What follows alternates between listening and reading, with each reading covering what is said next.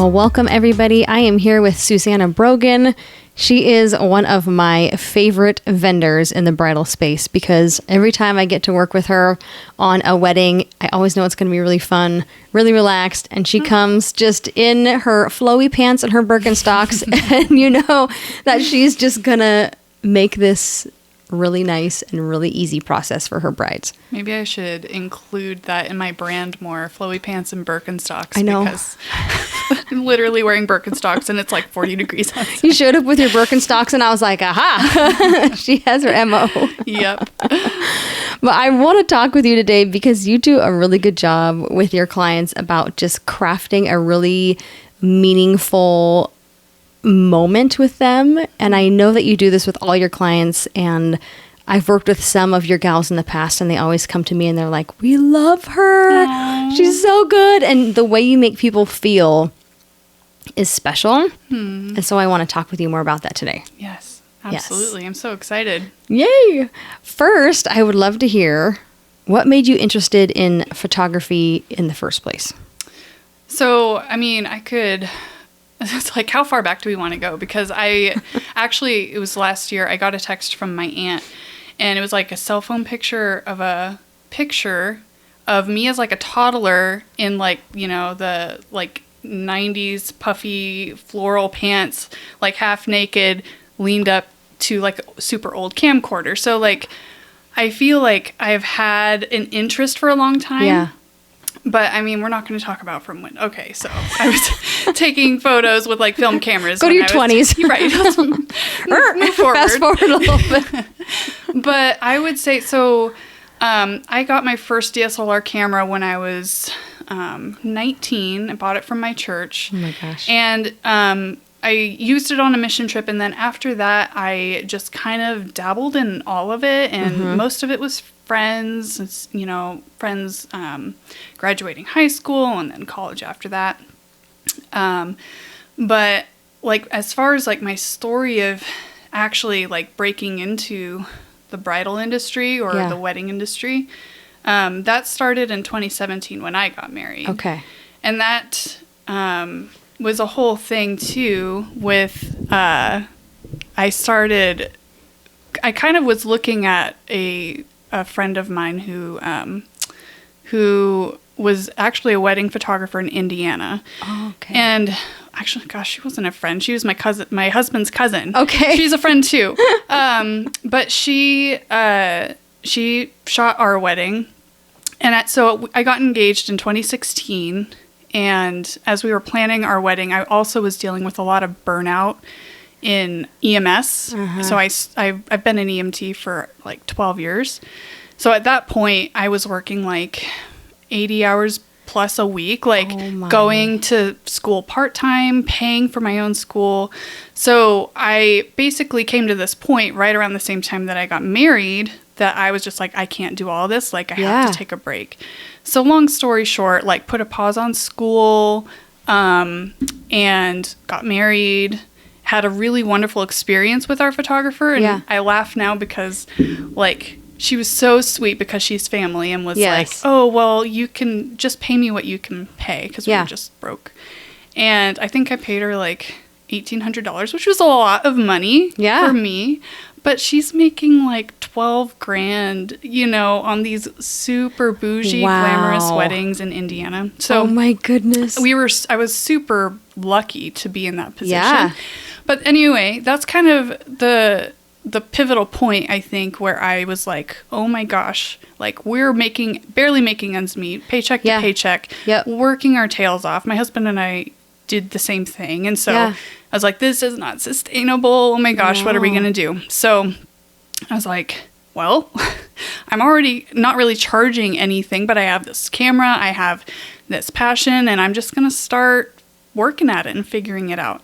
And I mean, so that's like the backstory of how I was like, okay, why, photography. And then, I mean, it was kind of a whole process of figuring out like what genre of photography and niche of photography that I was really passionate about. And it didn't take me long. I think it maybe was a year or two before I figured out that I was like super in love with weddings and couples. But yeah, that's kind of the background of Yes. how I kind of got into that. That's awesome. So I know that you have kind of dabbled in those different areas with photography, whether it be weddings, elopements, couples. What other kinds of photography did you do, and what ultimately landed you in the bridal space?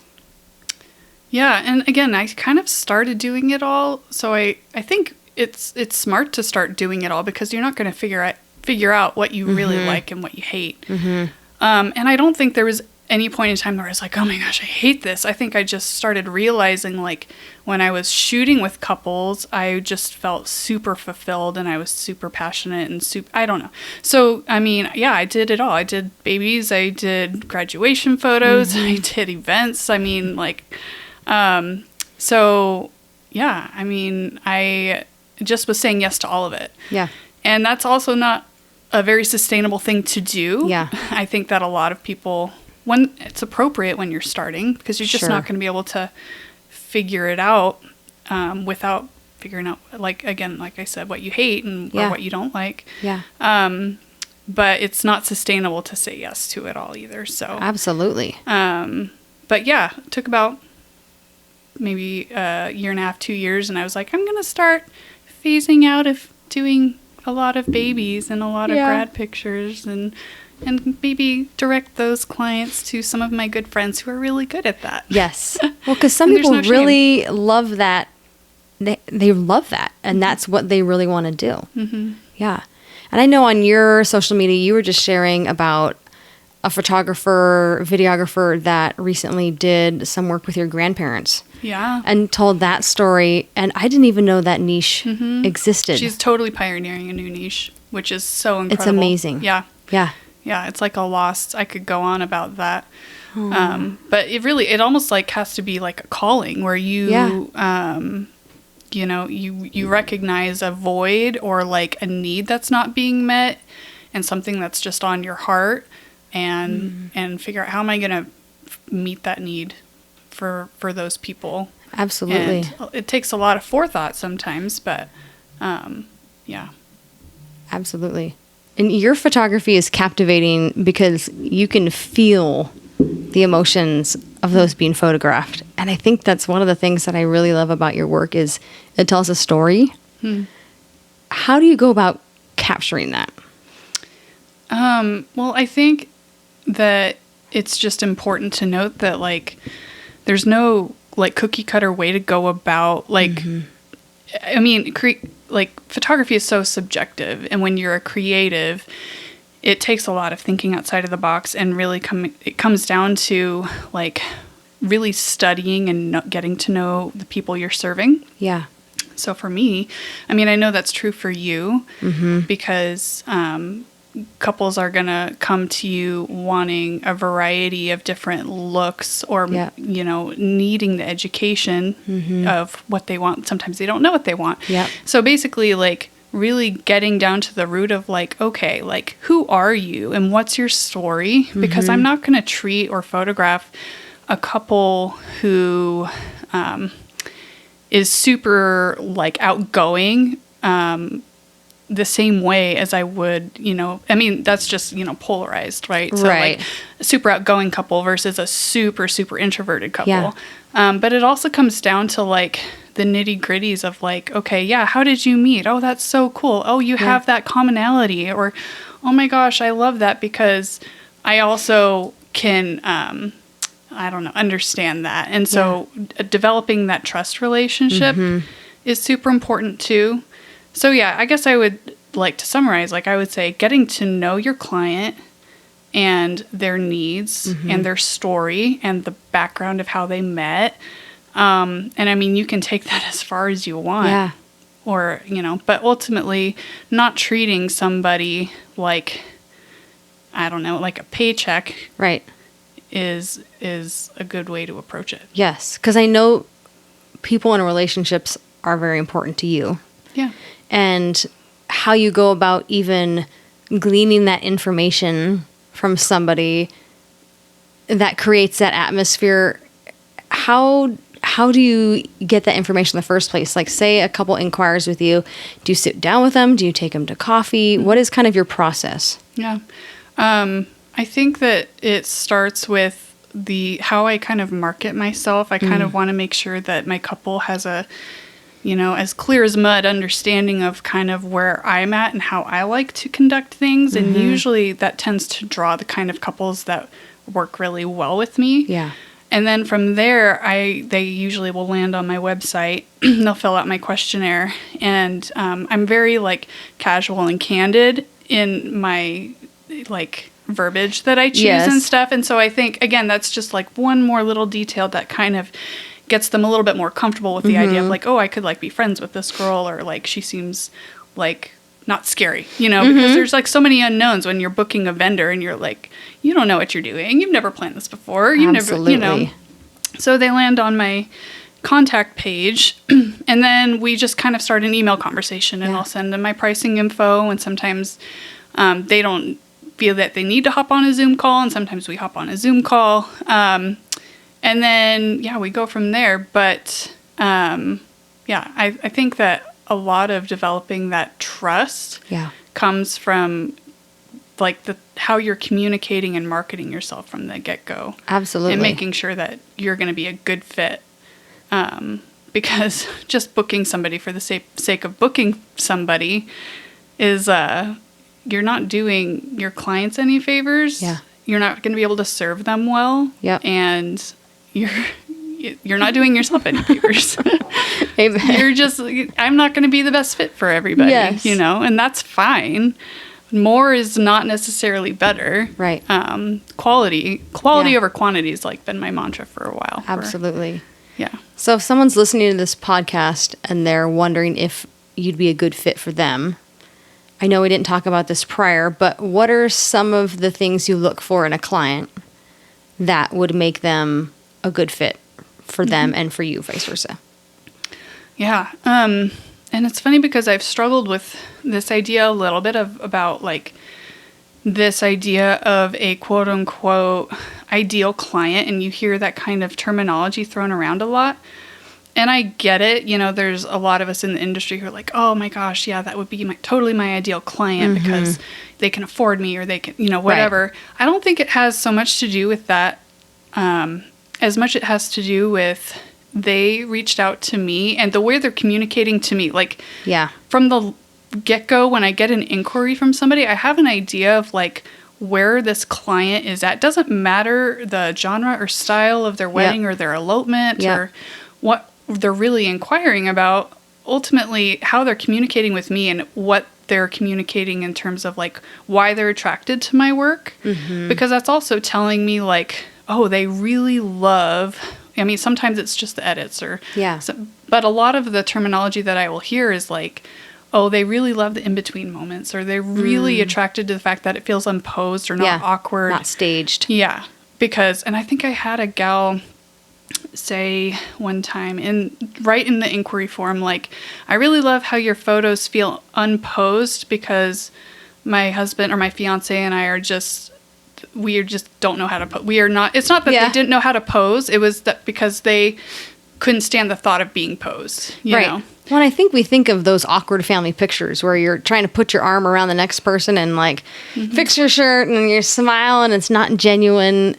I know that we've gotten photos from you a few different times and you're my go-to person because I know they're always going to just be us.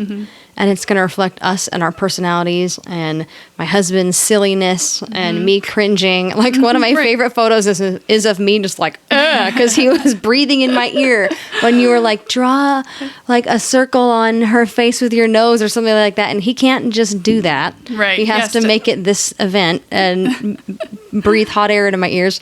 But just things like that where it's like we're creating memories and you're capturing that. And I think that's so key because especially when you're a part of someone's wedding day, you don't want it to be just like, okay, stand here, do this. Like, you want to be able to capture the fluidity of that day and the emotions that go along with it. And you do a really good job with that. Thank you. You're welcome. I think that I really struggle with the idea. What I'm ultimately striving towards as a creative and as a photographer is, like, true photojournalism, which ultimately means there is almost no outside, as far as, like, me, like, interference with my subject. which is so incredibly difficult to do when you're in the wedding industry because most of the time your clients are looking to you for some sort of direction. And I will be the first to raise my hand that I hate having my photo taken and I feel awkward and I am asking what to do with my hands. Yes. But ultimately, it's the moments that you're not thinking of the camera being there. Yeah. Some of the most meaningful moments of like, you know, hugs between grandparents and tears being shed when nobody else was looking. And like, those are the moments that like give me chills to think about and that are framed and that are like super significant to my couples. Yes, there are going to be brides who want some very classic shots smiling at the camera, and I call those ones like the ones for the fridge or the ones that like mom and dad and grandpa and grandma want, and there's nothing wrong with that. But I think my couples typically want a little bit more of a candid, unposed, genuine feel. Yeah. And so they understand sometimes that I'll step in like if you need a little bit of extra prompting. But just kind of embrace the awkward and embrace the, well, okay, I guess we're just going to like goof off and be us and Susanna's just here. Yep. And sometimes there is that phase of just like trying to forget that the camera's even there. But so I guess like I struggle again ultimately with like the true photojournalism, which is like I am just here trying to not tamper with my subject and letting them just be. So I think there's like there's a gray area of like being that help and that support and offering encouragement and offering some direction without inserting myself too much. Right. You know? Yeah. You're trying to be less, like, you don't want to go director or paparazzi. You want to be just like in the middle to where you're directing them a little bit, but you're not hiding in the bushes. Right. Awkwardly. Yeah. Trying to take those pictures. Too, like, making sure that, like we were talking about before, where we've developed this trust relationship and they're comfortable with me.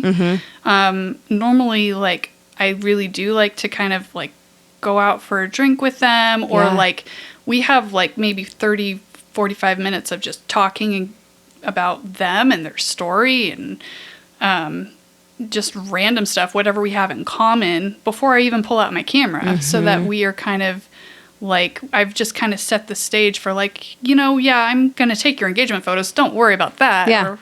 But we're just going to kind of hang out. And then when I show up on their wedding day, it's like, oh my gosh, I'm so excited to see you. Yes. And they're not even really thinking about the fact that I've got my harness on with 2 cameras and it's They're just like, Susanna's here. Yeah. So, and I love that. And I love that my clients feel that comfortable with me. Like, that's what I strive for. Yes. Well, and I've noticed on the weddings that I've done with you, when you walk in, it's like, hi, and hugs, and sometimes it's like, how's XYZ? And they're asking about whatever, the house, or how's your dog, or, you know, or things like that you've talked about previously, obviously. And it's not just like this cold, like, hello, shake hands. Nice to meet you. Nice to meet you, finally. Like, you've already established that relationship and they're comfortable. Yeah. That's awesome. That's my goal. Good. Well, I know that you probably have some funny stories when it comes to your job. So do you have a few that you'd like to tell us? I do. I have a few. Pick one. Or 2. Any, like, wedding vendor who's listening to this who's like all, you know, going through their own head right now, like, oh my gosh, like, you know, there's going to be some cringeworthy moments and that's just a part of any job. But I think appropriate ones to share today, they're more cringy because I'm awkward sometimes and cringy sometimes and am human, do stupid stuff. So let's see, one time I was shooting a couple for their engagement photos downtown Spokane. And we were walking along. I think we'd been shooting for like maybe 10 or 15 minutes. And I had them walking towards me and I was backing up. And I failed to navigate a Lime scooter and tripped over it. And literally like was falling. I was literally falling. And the groom had seen this coming and ran up and was able to grab me and keep me from falling. But the funniest part of the whole thing was like, I looked at my camera and went back through the photos, and you could see like through the burst of photos that I had taken, like he went from like laughing smiling with his bride, you know, she's just like cracking up because they're like walking downtown and whatever. And you can see him glance over at me and his eyes get like really big. And then he like starts like, you can't see me on the podcast, but he like starts doing the reaching to like literally you can see him like running towards me right before, you know, I almost hit the ground. So I even sent them that photo. They thought it was hilarious. Oh my goodness. That's really funny. Yeah. And then let's see.